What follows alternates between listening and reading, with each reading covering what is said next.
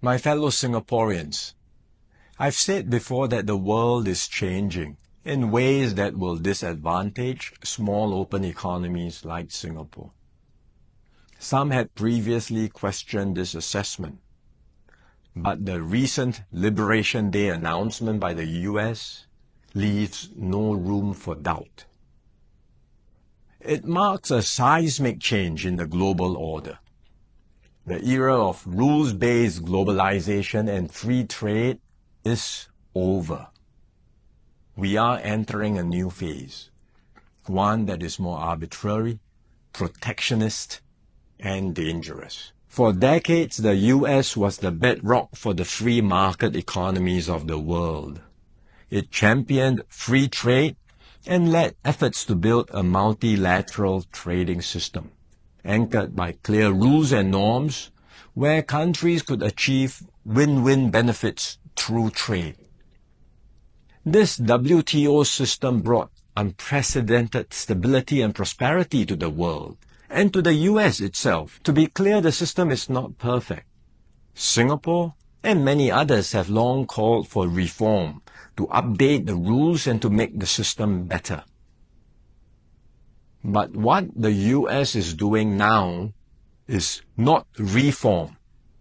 It is abandoning the entire system it had created. Its new approach of reciprocal tariffs, country by country, is a complete rejection of the WTO framework. The US has placed Singapore in the lowest base tier with a tariff of 10%. So the direct impact on us may be limited for now, but there are wider and more profound consequences. If other countries adopt the same approach as the US, abandoning the WTO and trading only on their own preferred terms country by country, it will spell trouble for all nations, especially small ones like Singapore. We risk being squeezed out, marginalized, and left behind. We can also expect a strong global response to America's tariffs. Singapore has decided not to impose retaliatory tariffs, but other countries may not exercise the same restraint. The likelihood of a full-blown global trade war is growing. The impact of the higher tariffs, plus the uncertainty of what other countries may do next, will weigh heavily on the global economy. International trade and investments will suffer, and global growth will slow. Singapore will take a bigger hit than others because of our heavy reliance on trade. The last time the world experienced something like this was in the 1930s. Trade wars escalated into armed conflict and eventually the Second World War. No one can say how the current situation will unfold in the coming months or years. But we must be clear-eyed about the dangers that are building up in the world. Global institutions are getting weaker. International norms are eroding.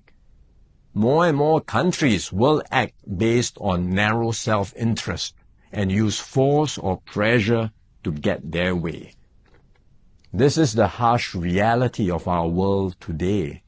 We will stay vigilant.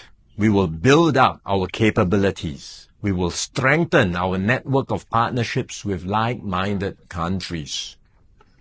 We are more ready than many other countries with our reserves, our cohesion, and our resolve. But we must brace ourselves for more shocks to come. The global calm and stability we once knew will not return anytime soon. We cannot expect that the rules which protected small states will still hold. I'm sharing this with you so that we can all be mentally prepared, so that we will not be caught off guard. Let us not be lulled into complacency. The risks are real and the stakes are high. The road ahead will be harder. But if we stay resolute and united, Singapore will continue to hold its own in this troubled world.